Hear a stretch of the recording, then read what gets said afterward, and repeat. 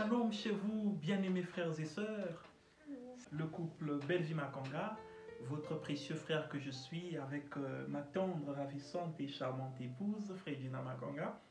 Et aujourd'hui, nous voulons partager avec vous 5 astuces, 5 conseils, 5 clés qui vous permettront de réussir votre relation à distance. Vous vous retrouvez au Congo. Votre partenaire est en France, votre partenaire est aux États-Unis, vous-même vous êtes au Canada, l'autre est au Cambodge, vous êtes en RDC, l'autre est en Côte d'Ivoire, à Abidjan, et vous-même vous êtes au Cameroun. Peu importe où vous vous trouvez, c'est une relation à distance. Alors, quelles sont les clés, quelles sont les astuces, quels sont les éléments qui pourront vous permettre de réussir votre relation à distance? Ainsi, sans plus tarder, la première clé que je souhaiterais partager avec vous, c'est Dieu. Bien entendu, le Seigneur Jésus-Christ, la parole. Vous savez, une relation sans Dieu est une relation morte. C'est une relation sans avenir. Vous ne pouvez pas vous mettre ensemble, vivre en tout cas pour les chrétiens sans avoir Christ au milieu. Je peux encore me souvenir de ma relation à moi-même avec mon épouse. D'ailleurs, vous savez, nous avons eu des moments où nous prions ensemble. Je peux encore me rappeler, on pouvait se tenir là à 5 heures en s'entend, on se réveille, on se met en prière de 5 heures jusqu'à 15 heures. On pouvait jeûner ensemble, on pouvait... Comme moi j'aime adorer, j'aime louer le Seigneur et elle aussi c'est une adoratrice. Et donc on pouvait se mettre ensemble à louer, à adorer, vous savez, à suivre les cultes ensemble. Et ça solidifie nos relations.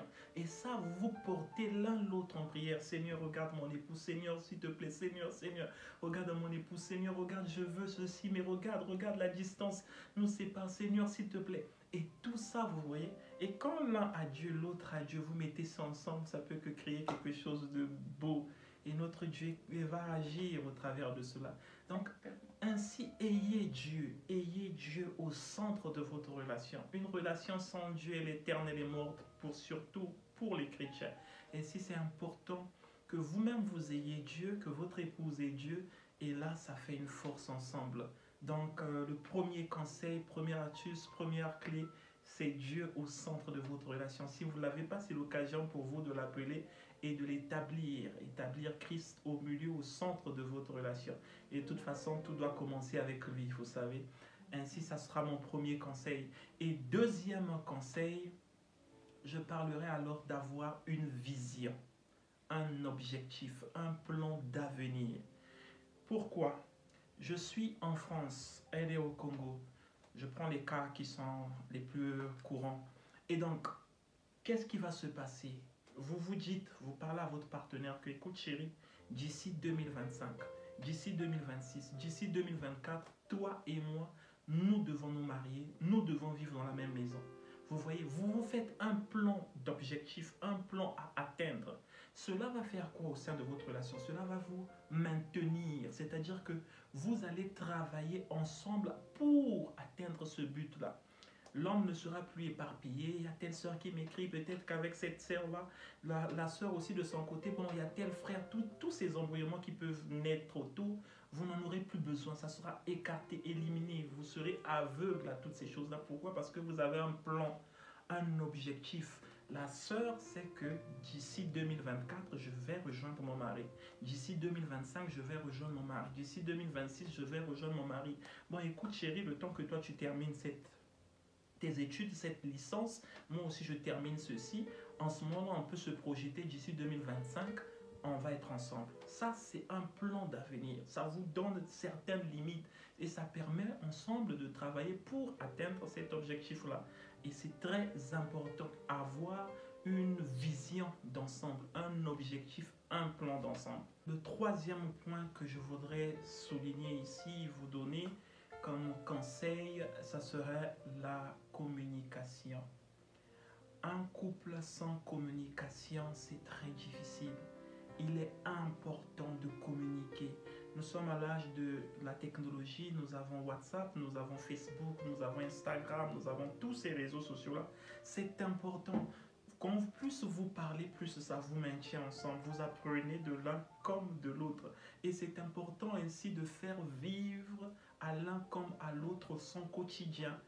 Je me rappelle avec elle, par exemple, quand elle allait à la cuisine cuisiner ou quand elle allait au marché, elle me disait, regarde les poissons, comment ça y est, je pouvais la voir couper le poisson et tout. Moi, quand je vais faire du shopping des boutiques, je vais acheter quelque chose, je lui envoie la photo ou je lui montre en vidéo, appel Facebook, WhatsApp, pardon. Elle peut voir, non, cette chemise n'est pas jolie, prends celle-là, prends celle-ci. Vous voyez, donc on est bien qu'étant à distance, mais nous sommes ensemble parce que je partage son quotidien, elle partage mon quotidien.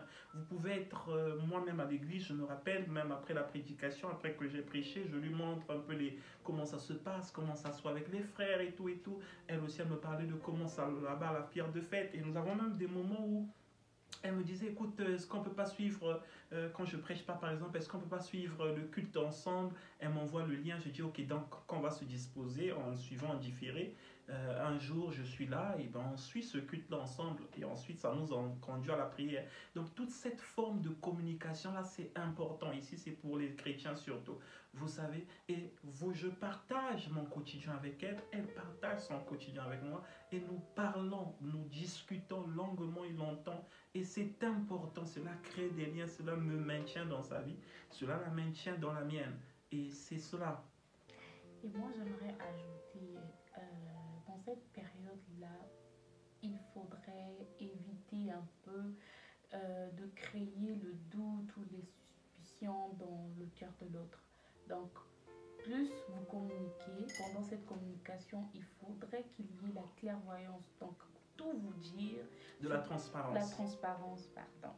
Donc, tout vous dire, ne rien se cacher, ne pas créer des motifs afin que l'autre puisse avoir des doutes sur vous et tout. En tout cas, tout se partager, tout se dire. C'est très important. Et c'est justement ce qui me conduit au point 4, qui est donc la confiance. Vous devez vous faire confiance. Vous savez, lorsqu'il y a la distance, surtout si votre partenaire est dans un pays, dans l'un des pays d'Afrique, il peut lui manquer les datas, les forfaits ou les mégas, vous voyez, et donc elle n'est pas connectée. Si vous n'avez pas confiance en elle, vous commencez à vous faire des idées. Ah, elle n'est pas connectée, c'est sûr qu'il y a un tel, c'est sûr qu'elle fait telle ou telle chose. Ou encore pour elle, si vous êtes au loin, peu importe, France, États-Unis, en Pologne, je ne sais pas où vous êtes. Bon, vous voyez, si elle n'a pas confiance en vous, il n'est pas connecté, il est 7 heures.